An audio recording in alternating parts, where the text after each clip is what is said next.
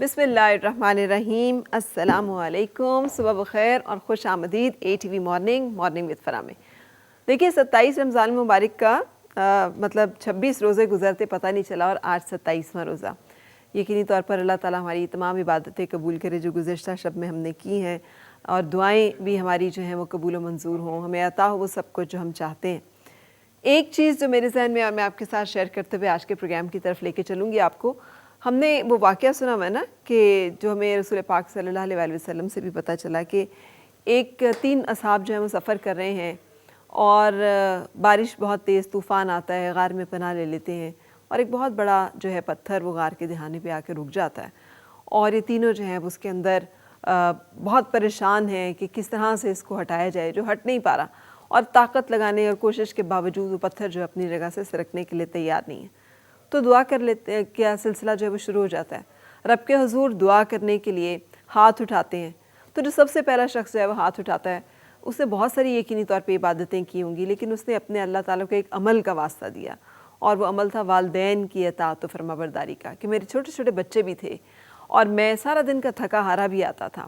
اور خدمت گزاری کے جذبے سے معمور سب سے پہلے میں جو دودھ دھوتا تھا اپنی بکریوں کا، اور جو میرے پاس میسر ہوتا تھا وہ سب سے پہلے اپنے والدین کو عطا کرتا تھا، پیش کرتا تھا، اور پھر اس کے بعد جو ہے اپنے بچوں کو، اور اس طرح سے اس عمل کا اس نے جو ہے رب عظیم و رحیم کو جب واسطہ دیا تو پتھر تھوڑا سا سرک گیا۔ اور پھر اسی طرح دوسرا شخص جس نے کہ واسطہ دیا کہ اے پروردگار، میرے پاس ایک شخص جو ہے وہ مال و متاع چھوڑ کے گیا تھا، 2 بکریاں چھوڑ کے گیا تھا، اور وہ بڑھ گئیں تعداد میں اور بہت ساری ہو گئیں، اور پھر وہ واپس آیا اور اس نے مطالبہ کیا، تو میں نے صرف وہ واپس نہیں کی بلکہ وہ سارا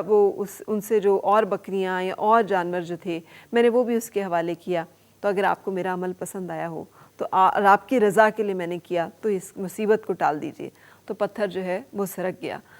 یہ امانت داری کا اس نے اپنا جو ہے واسطہ دیا اللہ تعالیٰ کو، کہ دیانت داری، خوف خدا کے ساتھ۔ وہ شخص کو تو 2 ہی بکریوں کا پتہ تھا جو وہ چھوڑ کے گیا تھا، جو اس کے مال میں بڑھوتی ہوئی وہ رب جانتا تھا یا وہ جانتا تھا، تو اس نے اس کو بھی پورے خلوص نیت کے ساتھ جو ہے معاملہ کیا، اللہ تعالیٰ نے اس کی اس عمل کو جو ہے قبول کیا اور پتھر جو ہے وہ ہل گیا۔ اور تیسرا خلوت میں، کہ ایک انسان جو ہے اس کو ایک خاتون بہت پسند ہے اور اس کو خلوت بھی میسر ہے، وہ جو چاہے کر سکتا ہے، لیکن خاتون جو ہے اس کو روکتی ہے، چچا زاد خالہ زاد جو بہن ہے، اور وہ کہتی ہے کہ نہیں، میں بے حیائی یا بدکاری کے لیے تیار نہیں ہوں، تمہیں اللہ کا واسطہ، تو وہیں پہ رک جاتا ہے۔ یعنی ایک ایسی سٹیج پر جہاں پر تنہائی بھی میسر ہے، اسباب اور وسائل بھی ہیں، آپ قادر بھی ہیں جو چاہیں کر سکتے ہیں، لیکن آپ اللہ سے رک جاتے ہیں کسی بھی برائی کے کام سے، بے حیائی کے کام سے، بددیانتی کے کام سے، یا حقوق العباد میں کوتاہی سے۔ اللہ رب العزت کو یہ بات اتنی پسند آئی کہ پتھر جو ہے وہ سرک گیا، اور جو ہے یہ تینوں لوگ وہاں سے باہر نکل آئے۔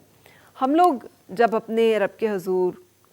کوئی عمل پیش کرنا چاہیں گے تو ہمارے پاس وہ کیا عمل ہے، ہمیں اس کے بارے میں ضرور سوچنا چاہیے کہ ہماری عبادتیں، ہماری ریاضتیں اگر وہ ہمارے عمل کے ساتھ نہیں سجی ہوئی اور ہمارے عمل ان سے نہیں گائیڈڈ ہیں، تو پھر ہمیں شاید اس کا وہ فیض نہیں مل رہا، شاید ہم کہیں کوتاہی اور غلطی کر رہے ہیں۔ اللہ تعالیٰ ہمیں اپنی ان غلطیوں کو سدھارنے کی توفیق اور ہدایت بھی دے، اور اس ماہ مبارک میں ہم ایک ایسا عمل جو ہے اس کو کرنا شروع کریں جس کو ہم اپنے رب کے حضور پیش کر سکیں، اور اس کے واسطے سے ہم بھی اپنے رب سے جو ہے اگر کچھ مانگنا چاہیں تو وہ ٹالا نہ جائے، اور ہمارا رب جو ہے ہمارے اس عمل کو قبول بھی کرے اور اس پہ راضی بھی ہو ہم سے۔ اسی ایک تھاٹ کے ساتھ اپنے آج کے پروگرام کا آغاز کریں گے، بریک لیں گے، بریک کے بعد ملیں گے ہم پہلے ڈاکٹر عبدالباسط سے۔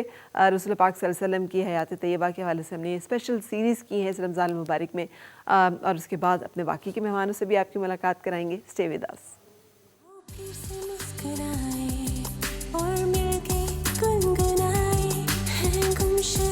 خوشیاں ساری وہ ڈھونڈ لائے